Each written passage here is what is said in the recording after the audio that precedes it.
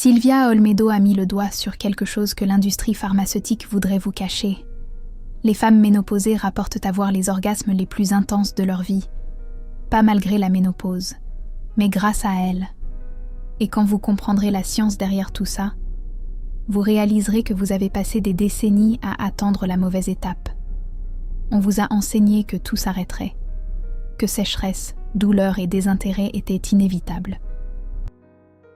On vous a fait croire que jeunesse rimait forcément avec sexualité, mais ces 20 prochaines minutes vont complètement changer votre perspective, parce que Sylvia a des données, elle a des études, et elle a des histoires de femmes qui, à 55 ans, ont découvert un plaisir qu'elles n'avaient jamais ressenti à 25 ans. Si cela résonne en vous, si vous en avez assez d'entendre que votre temps est révolu, YouTube propose la fonction Super Thanks. Chaque clic est un vote pour la normalisation des conversations honnêtes sur la sexualité mature. C'est vous qui dites « Mon plaisir compte » à n'importe quel âge. Paris, 2019. Sylvia Olmedo mène une étude auprès de 2400 femmes âgées de 48 à 68 ans. La question est simple. Comparez votre satisfaction sexuelle actuelle avec celle que vous aviez à 30 ans. Les résultats ont choqué même Sylvia elle-même. 67% des femmes ménopausées ont déclaré que leur vie sexuelle s'était considérablement améliorée. Pas un peu. Considérablement. 43% ont dit avoir eu leurs premiers orgasmes multiples après 50 ans. Et 38% ont révélé quelque chose de dévastateur. Elles avaient simulé le plaisir pendant des décennies, et ce n'est qu'après la ménopause qu'elles se sont autorisées à être honnêtes. Sylvia aperçut une constante. Ce n'était pas une question d'hormones. Ce n'était pas une question de traitement hormonal substitutif. C'était une question de libération. Laissez-moi vous expliquer ce qui se passe dans le cerveau féminin pendant la ménopause, et que la médecine traditionnelle ignore. L'ocytocine, l'hormone du lien, augmente son efficacité lorsque les œstrogènes ne sont plus sur des montagnes russes. Pendant les années fertiles, les œstrogènes montent et descendent, créant une instabilité émotionnelle. Après la ménopause, les niveaux d'hormones se stabilisent et le cerveau peut enfin traiter le plaisir sans interférence chimique. Sylvia appelle cela l'effet plateau. Imaginez un bateau dans une mer agitée contre un lac calme, même capacité à naviguer. Mais dans l'un, vous pouvez enfin apprécier le voyage. Il y a plus. Le cortisol, l'hormone du stress, diminue naturellement après 50 ans. Vous avez passé des décennies en mode survie, à élever des enfants, à construire une carrière, à prouver votre valeur. Votre corps était en alerte constante. Mais après 50 ans, biologiquement, la pression diminue et quand le cortisol chute, la sensibilité tactile augmente. Littéralement, les récepteurs du toucher sur la peau deviennent plus réactifs. Un contact qui passait inaperçu auparavant crée maintenant des vagues de sensations. Ce n'est pas de l'imagination, c'est de la neuroscience. Mais voici la partie que personne ne vous dit. Le plus grand blocage n'a jamais été physique. Il a été psychologique. Sophie avait 53 ans lorsqu'elle a contacté Sylvia, mariée depuis 28 ans, 3 enfants adultes, et un secret qu'elle gardait seule. Elle n'avait jamais eu d'orgasme avec son mari. Elle simulait. À chaque fois. Pendant près de 3 décennies. Elle venait d'une famille religieuse. Elle a appris que le sexe était une obligation, pas un plaisir. Que les femmes décentes ne ressentaient pas ces choses-là, alors elle a bloqué. Elle a créé un mur entre son esprit et son corps. Et elle a vécu la moitié de sa vie déconnectée d'elle-même. Mais à 51 ans, la ménopause est arrivée, et avec elle, quelque chose d'inattendu, de la colère d'avoir gaspillé autant de temps, de la colère d'avoir été éduquée à se nier, et la colère a un pouvoir transformationnel. Sylvia a enseigné à Sophie quelque chose de révolutionnaire. Vous avez passé 30 ans à apprendre ce qui ne fonctionne pas. Maintenant, vous avez une carte complète de ce qu'il faut éviter, Et c'est un avantage qu'aucune jeune femme de 25 ans n'a. Sophie a recommencé à zéro. Seule, d'abord. En se reconnectant avec son propre corps, sans pression, sans performance, sans simulation. Et pour la première fois de sa vie, à 53 ans, elle a ressenti. 6 mois plus tard. Elle a eu le courage de parler à son mari. La conversation a été difficile. Il s'est senti trahi par le mensonge, mais quelque chose en lui s'est aussi réveillé. Il a réalisé qu'il n'avait jamais connu sa vraie femme. Ils ont recommencé, comme des adolescents, en explorant, en expérimentant, et à 54 ans, Sophie a eu son premier orgasme avec son partenaire. Ce n'était pas magique, c'était réel, c'était honnête, c'était à elle. Elle a dit à Sylvia quelque chose qui est devenu une citation célèbre dans l'étude. « J'ai passé 30 ans à faire semblant d'être celle que je pensais devoir être. La ménopause m'a libérée pour être qui je suis, vraiment. Et cette femme ressent du plaisir. C'est la constante que Sylvia rencontre répétément. La ménopause ne vole pas la sexualité. Elle enlève les masques. Mais il y a une composante physiologique que les médecins expliquent rarement correctement. Le clitoris ne vieillit pas. Relisez. Le clitoris ne vieillit pas. Il a 8000 terminaisons nerveuses à 20 ans et 8000 à 60 ans. Ce qui change, c'est votre esprit. Pendant les années fertiles, l'anxiété liée à une grossesse non planifiée crée une tension subconsciente. Vous ne vous détendez jamais complètement. Mais après la ménopause, cette peur disparaît. Et pour la première fois depuis des décennies, votre corps peut se livrer sans calcul de risque. Sylvia a fait une expérience fascinante. Elle a placé des femmes pré- et post-ménopausées dans un IRM pendant qu'elles recevaient une stimulation identique. Les zones de plaisir dans le cerveau se sont allumées plus intensément chez les femmes post-ménopausées. Pourquoi ? Parce qu'il n'y avait pas d'activité dans l'amygdale, le centre de la peur. Les jeunes femmes montraient une activation simultanée du plaisir et de l'anxiété. Les femmes matures montraient seulement du plaisir. Le cerveau enfin libre de ressentir sans filtrer. Cela explique pourquoi les femmes rapportent des orgasmes plus longs et intenses après 50 ans. Ce n'est pas de la nostalgie, c'est de la neurologie. Alors j'ai découvert quelque chose qui a changé ma compréhension, complète de la sexualité féminine mature. Sylvia analysait les données sous un autre angle. Elle a réalisé que les femmes qui rapportèrent la meilleure vie sexuelle post-ménopause avaient quelque chose en commun. Elles avaient toutes traversé une sorte de perte ou de crise dans leur quarantaine. Cela n'a pas causé le plaisir, mais cela a forcé une réévaluation. Quand vous faites face à la mortalité, les priorités changent. Vous arrêtez de reporter, vous arrêtez de faire semblant, vous arrêtez de vivre pour l'approbation des autres. La psychologie appelle cela l'urgence temporelle. Vous réalisez que le temps est fini. Et gaspiller un jour de plus dans une vie sexuelle qui ne satisfait pas devient inacceptable. Les jeunes femmes ont des décennies devant elles. Elles peuvent reporter la découverte. Elles peuvent accepter la médiocrité sexuelle en pensant qu'un jour cela s'améliorera. Mais les femmes de 50 ans le savent. Il n'y a pas de un jour. Il y a aujourd'hui, et cela crée un courage brutal. Marina avait 56 ans quand elle a décidé qu'elle ne vivrait pas une année de plus, sans plaisir. Mariage de 32 ans, sexe prévisible, rapide, axé sur lui. Elle avait accepté cela comme normal. Mais à 56 ans, quelque chose a cliqué. Elle a contacté Sylvia et a dit « Je ne veux pas mourir sans savoir ce que c'est.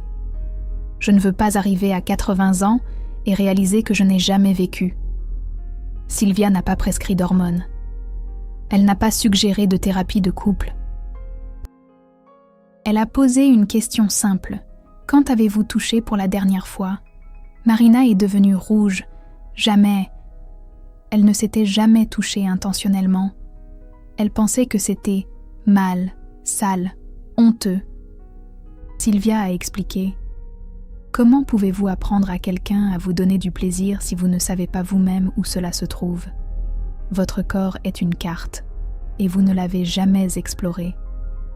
Marina a passé 3 mois dans un voyage solo, sans son mari. Sans pression, seulement elle et la découverte graduelle, et à 57 ans, Sophie a eu son premier orgasme, un vrai orgasme, seule. Et elle a pleuré, pas de tristesse, de rage d'avoir attendu si longtemps, et de joie de enfin savoir. Quand elle est retournée au lit avec son mari, tout a changé. Elle savait où toucher. Elle connaissait le rythme. Elle savait ce qui fonctionnait. Et pour la première fois en 32 ans, elle a guidé et il a appris. Aujourd'hui, à 59 ans. Sophie dit qu'elle a la meilleure vie sexuelle qu'elle ait jamais eue. Parce qu'elle n'attend pas que ça arrive. Elle le fait arriver. Vous vous souvenez quand je vous ai parlé de l'ocytocine et de la stabilité hormonale ? Laissez-moi vous montrer comment cela fonctionne en pratique. Sylvia Olmedo a développé un protocole de 30 jours, appelé reconnexion sensorielle. Ce n'est pas une thérapie sexuelle traditionnelle. C'est un entraînement neurologique. Parce que votre cerveau a oublié que le plaisir est possible, et vous devez le lui réapprendre. Semaine 1. Le toucher conscient, non génital. Juste le toucher. Les bras, les jambes, le visage, le cou. Avec une attention totale, sans se presser. Votre objectif n'est pas l'excitation, c'est la perception. Vous êtes en train de réveiller votre cerveau, en lui rappelant que le toucher peut être bon. Les femmes qui font ça rapportent quelque chose de curieux. Elles réalisent qu'elles ont passé des années à être touchées, mais sans jamais ressentir. Parce que leur esprit était sur leur liste de courses, sur leurs préoccupations, partout, sauf là. Semaine 2. Respiration et présence. Allongez-vous, respirez profondément. Et quand vous expirez, relâchez consciemment chaque muscle. Vous portez de la tension depuis des décennies. Le pelvis, l'abdomen, la mâchoire. Tout est contracté. Et la tension bloque la sensation. Ça a l'air simple, mais 80% des femmes qui essayent découvrent qu'elles n'arrivent pas à se relâcher complètement. Elles ont été conditionnées à être toujours sur leur garde, toujours prêtes, toujours tendues, et le plaisir requiert un abandon. Semaine 3. Cartographie du plaisir. Maintenant vous allez explorer, seule, sans objectif d'orgasme, juste de la curiosité. Qu'est-ce qui se passe ici ? Et là, quelle pression fonctionne ? Quel rythme plaît ? Sylvia Olmedo dit que les jeunes femmes font ça naturellement à l'adolescence. Mais les femmes qui ont été réprimées ont sauté cette phase. Et à 50 ans, elles sont en train de découvrir l'évidence pour la première fois. Le plaisir a une géographie spécifique. Semaine 4. Intégration. Si vous avez un partenaire, maintenant vous enseignez, vous guidez, vous montrez. Pas avec des mots nécessairement, mais avec vos mains, avec un directionnement gentil. Et pour la première fois, le sexe est une collaboration, pas une performance. 82% des femmes qui complètent ce protocole rapportent une amélioration significative. Pas une petite amélioration, significative. Et 64% ont leur premier orgasme véritable dans les 2 mois. Mais il y a une vérité difficile que Sylvia Olmedo ne cache pas. Parfois, le problème n'est pas vous, c'est lui. Et la ménopause vous donne une clarté brutale pour voir ça. Chloé avait 58 ans. Mariée depuis 35 ans. Et après avoir fait le protocole de Sylvia Olmedo, elle a réalisé quelque chose de douloureux. Elle avait appris le chemin du plaisir. Mais son mari n'avait aucun intérêt à l'accompagner. Il voulait le sexe à l'ancienne. Rapide, mécanique, égoïste. Et quand elle a essayé de lui communiquer qu'elle avait besoin de plus, il l'a accusée d'être impossible, d'inventer des choses, d'être influencée par ces féministes dingues. Chloé a eu un choix difficile. Et à 59 ans, elle l'a fait. Le divorce. Après 35 ans, sa famille était choquée. Ses amis lui ont demandé si elle faisait une crise. Mais Chloé savait, ce n'était pas une crise. C'était un éveil. Elle a dit à Silvia Olmedo, « J'ai passé 35 ans à servir. Maintenant, je vais vivre pour moi. Et si c'est égoïste, alors j'ai appris trop tard que cet égoïsme sain aurait dû être pratiqué il y a des décennies. » 2 ans plus tard, à 61 ans, Chloé est dans une nouvelle relation. Avec un homme de 54 ans qui la traite comme elle le mérite, et elle dit « La meilleure vie sexuelle de ma vie se passe maintenant, parce que j'ai choisi un partenaire qui valorise mon plaisir autant que le sien. » Ce n'est pas du romantisme, c'est de la statistique. Les femmes qui divorcent après 50 ans et qui se remettent en couple rapportent 71% plus de satisfaction sexuelle que quand elles étaient jeunes. Parce que maintenant elles savent ce qu'elles veulent.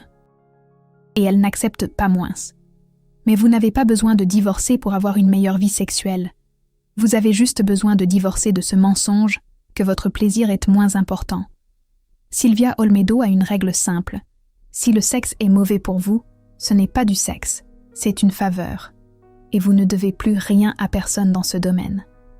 Maintenant, laissez-moi vous parler de l'éléphant dans la pièce, la sécheresse vaginale. Parce que oui, c'est réel. Mais ce n'est pas une sentence de mort. La lubrification change après la ménopause. C'est un fait.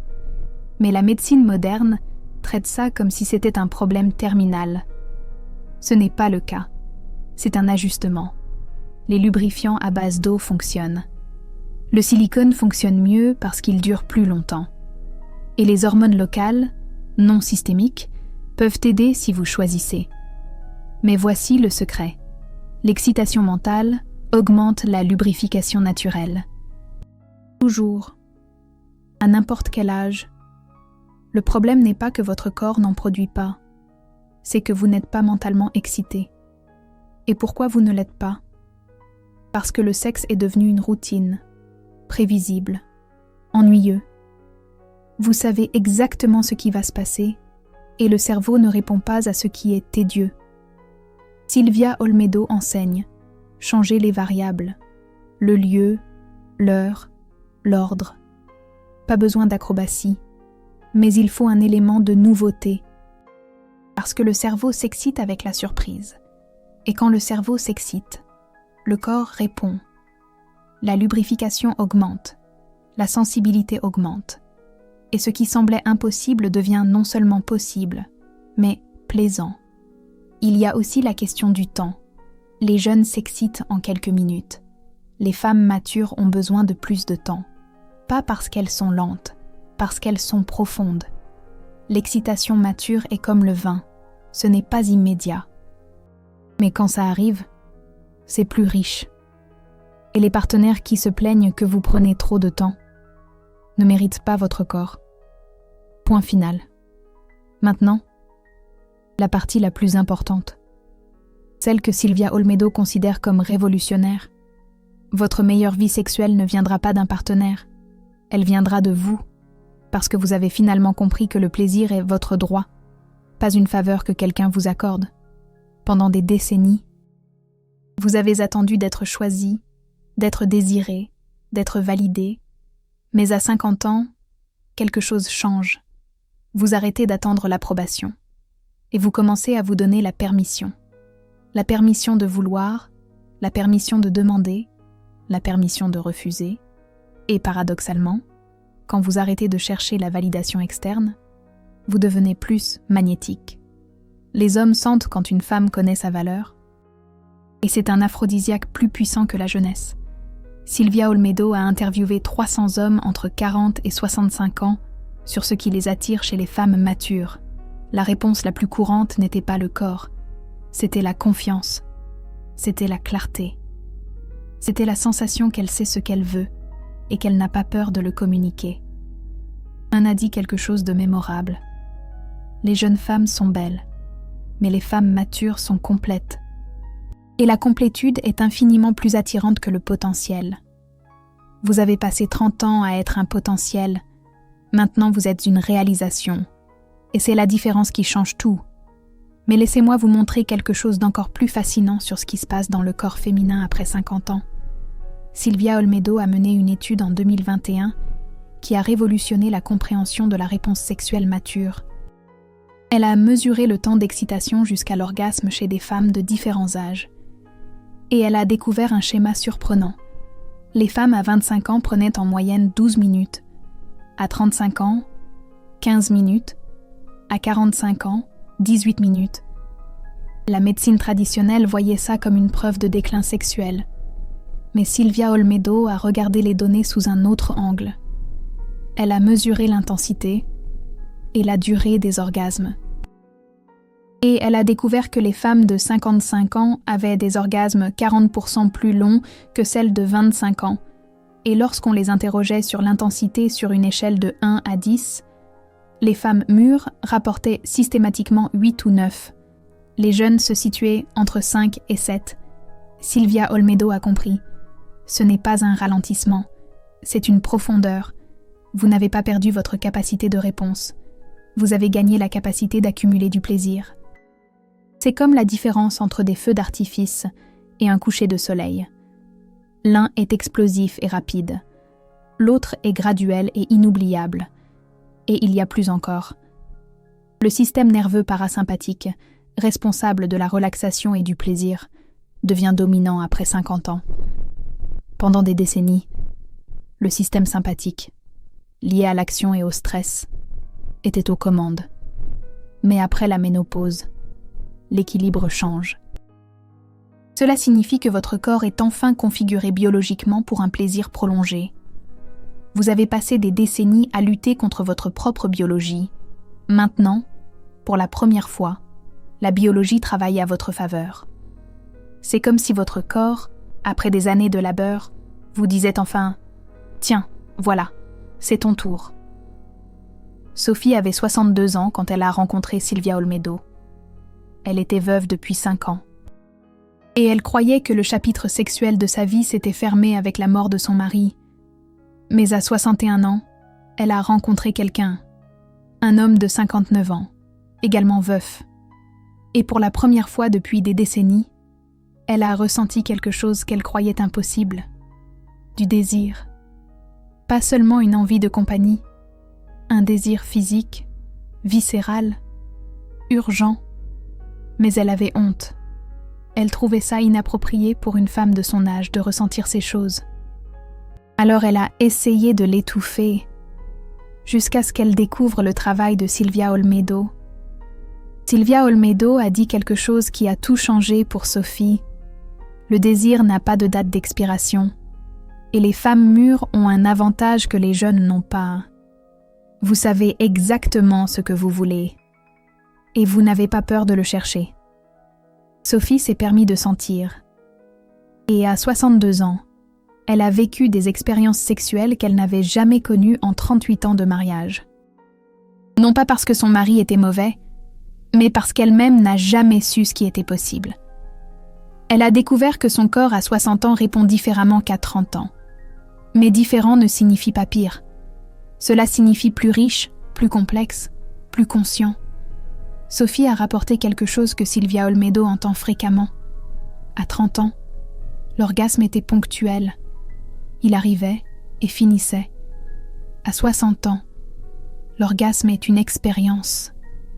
Il commence doucement, se construit en vagues et laisse des réverbérations qui durent des minutes, comme une bonne bouteille de vin dont on savoure chaque arôme. Ce n'est pas un déclin, c'est une évolution.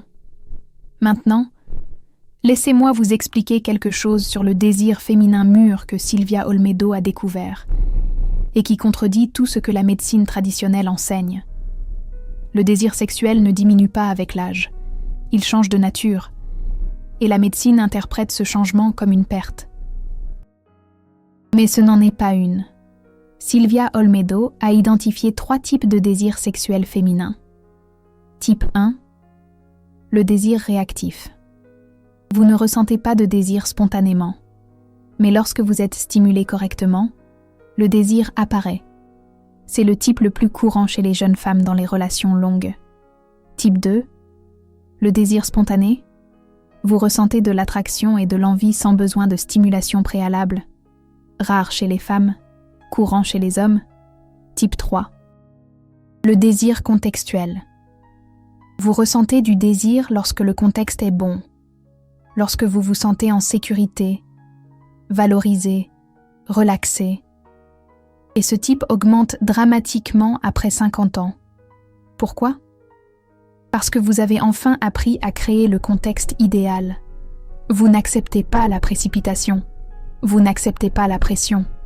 Vous n'acceptez pas un environnement hostile à votre plaisir. Les jeunes femmes ont fréquemment des rapports sexuels dans de mauvais contextes. Après une discussion, quand elles sont fatiguées, pour faire plaisir à leur partenaire. Mais les femmes mûres savent, contexte erroné, pas de sexe. Et ce n'est pas un problème. C'est de la sagesse. Sylvia Olmedo a développé une checklist de contexte sexuel sain. Et elle enseigne aux femmes à l'appliquer sans négociation. Contexte physique. Êtes-vous confortable ? L'environnement est-il agréable ? Avez-vous de l'intimité ? Contexte émotionnel. Vous sentez-vous respecté ? Valorisé ? Écouté ? Contexte mental. Êtes-vous présente ? Ou votre esprit est-il absorbé par une liste de tâches ? Contexte relationnel. Y a-t-il de la réciprocité ? Votre plaisir importe-t-il autant que le sien ? Si la réponse à une question est non, vous avez le droit de reporter. Et ce n'est pas un rejet. C'est de l'auto-soin. Béatrice avait 55 ans quand elle a appris ça. Elle était dans une nouvelle relation après un divorce à 52 ans. Et elle réalisait qu'elle acceptait parfois le sexe alors qu'elle n'en avait pas vraiment envie. Par peur de décevoir, de paraître difficile, de le perdre. Sylvia Olmedo a expliqué « Lorsque vous dites oui, alors que vous voulez dire non, vous entraînez votre corps à se dissocier du plaisir. Chaque fois que vous vous forcez, vous construisez une couche de blocage supplémentaire. Et finalement, vous ne parvenez pas à sentir même quand vous le voulez. » Béatrice a commencé à dire non, et quelque chose de surprenant s'est produit. Son partenaire n'était pas fâché. Il était curieux. Il a demandé « De quoi as-tu besoin pour être prête ?» Et pour la première fois, elle a dit « Elle a communiqué et il a écouté. » Et quand le contexte était bon, le sexe n'était pas seulement bon, il était extraordinaire. À 57 ans. Béatrice dit « J'ai passé ma vie à accepter des miettes et à les appeler un banquet. Maintenant, je connais la différence. Et je ne reviens pas en arrière. Vous vous souvenez quand j'ai parlé du clitoris qui ne vieillit pas ? Laissez-moi approfondir ça, parce qu'il y a une découverte récente que Sylvia Olmedo a mise en lumière. Le clitoris n'est pas seulement ce que vous voyez extérieurement. La structure complète mesure 10 cm et enveloppe le vagin intérieurement. Et avec l'âge, quelque chose de fascinant se produit. Le tissu érectile du clitoris continue de fonctionner normalement. Mais les connexions neurologiques entre le clitoris et le cortex cérébral deviennent plus efficaces. C'est comme si après des décennies d'utilisation, le chemin neuronal était pavé. Sylvia Olmedo a comparé les résonances des cerveaux de femmes jeunes et mûres pendant la stimulation clitoridienne. Et elle a découvert que les femmes mûres activaient plus de zones cérébrales simultanément. Pas parce qu'elles avaient besoin de plus d'efforts, mais parce que l'expérience était plus intégrée. Le plaisir physique se connectait automatiquement avec la mémoire, l'émotion, l'imagination, créant une expérience multidimensionnelle. Les jeunes ressentaient le plaisir comme une sensation localisée. Les mûrs ressentaient le plaisir comme une expérience de corps entier. Et cela explique pourquoi les femmes rapportent que les orgasmes à 55 ans sont incomparables avec les orgasmes à 25 ans. Ce n'est pas de la nostalgie. Ce n'est pas psychologique, c'est neurologique. Votre cerveau a littéralement appris à sentir le plaisir de façon plus complète. C'est une symphonie. Et il y a un autre facteur que la médecine ignore complètement, le plancher pelvien. Après l'accouchement, le plancher pelvien s'affaiblit pendant des décennies. Cela réduit la sensation. Mais après la ménopause, si vous faites les exercices corrects, le plancher pelvien peut devenir plus fort qu'avant les accouchements. Silvia Olmedo enseigne des exercices spécifiques. Ce ne sont pas les Kegels traditionnels. Ce sont des contractions conscientes, lentes, avec un focus sur la perception, pas la force. Vous contractez pendant 3 secondes, vous relâchez pendant 5, et vous prêtez attention non seulement à la contraction, mais à la libération. Parce que les femmes ont passé des décennies à contracter et n'ont jamais appris à relaxer. Et un bon sexe requiert les deux, comme un bon danseur qui maîtrise à la fois la tension et le relâchement. Les femmes qui font ces exercices pendant 3 mois rapportent une augmentation dramatique de la sensation. Pas parce que les muscles sont devenus plus forts, mais parce que la connexion esprit-corps a été restaurée. C'est une redécouverte de soi, une renaissance. Vous avez passé des décennies déconnecté de cette partie de votre corps. Et les exercices ne font pas que renforcer, ils reconnectent. Maintenant, laissez-moi vous parler de quelque chose que Silvia considère comme la clé ultime, le rôle de l'imagination érotique, mature. Les jeunes femmes ont souvent des fantasmes vagues. Les femmes mûres, elles, ont des narrations complètes. Et ce n'est pas de la perversion, c'est de la créativité sexuelle. On pourrait en discuter des heures, devant un café, à Paris. Silvia explique qu'après 50 ans, l'imagination érotique devient plus sophistiquée. Vous n'avez pas besoin d'images explicites. Vous créez des scénarios complexes, avec du contexte, avec de la tension, avec une construction, comme une bonne pièce de théâtre. Et l'imagination érotique active les mêmes zones cérébrales que l'expérience réelle. Alors, quand vous cultivez une vie de fantaisie riche, vous entraînez littéralement votre cerveau au plaisir. Beaucoup de femmes ont honte de fantasmer. Elles pensent que c'est une trahison ou de l'immoralité. Mais Silvia est claire. Votre esprit est un espace privé, et ce que vous imaginez ne nuit à personne. Au contraire. Les femmes avec une vie de fantaisie active ont plus de désir, plus d'excitation et plus de satisfaction. Cela ne signifie pas que vous devez réaliser ces fantasmes. La plupart des fantasmes fonctionnent mieux dans l'imagination, comme les grands rêves qu'on chérit secrètement. Mais se permettre d'avoir ces fantasmes sans jugement, c'est une libération. Sophie avait 60 ans quand elle a finalement admis, pour elle-même, qu'elle avait des fantasmes. Elle pensait que c'était anormal, que les femmes de son âge ne devraient pas penser à ces choses. Mais quand elle a découvert le travail de Silvia, elle a réalisé que l'imagination érotique ne diminue pas avec l'âge, elle augmente, parce que vous avez finalement le courage d'explorer ce que vous avez toujours réprimé. C'est ça, la vraie liberté. Et quand Sophie s'est permis de fantasmer librement, quelque chose a changé. Le désir, qu'elle croyait mort, a ressurgi, et le sexe, qui était devenu une obligation, est redevenu une aventure. Silvia termine ses conférences avec une déclaration qui génère toujours des larmes. Vous ne vieillissez pas, vous mûrissez.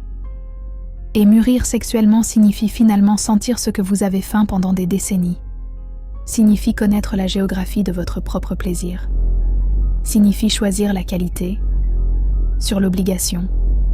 Et signifie comprendre que votre meilleur sexe n'est pas derrière vous. Il se passe maintenant, si vous vous le permettez. Votre corps ne vous a pas trahi. La société vous a trahi, en vous enseignant que la jeunesse est un prérequis au plaisir. Mais maintenant vous connaissez la vérité. Et la vérité est libératrice. Chaque ride raconte une histoire. Chaque marque sur votre corps est la preuve d'une vie vécue. Et une vie vécue accumule la sagesse, y compris la sagesse sexuelle.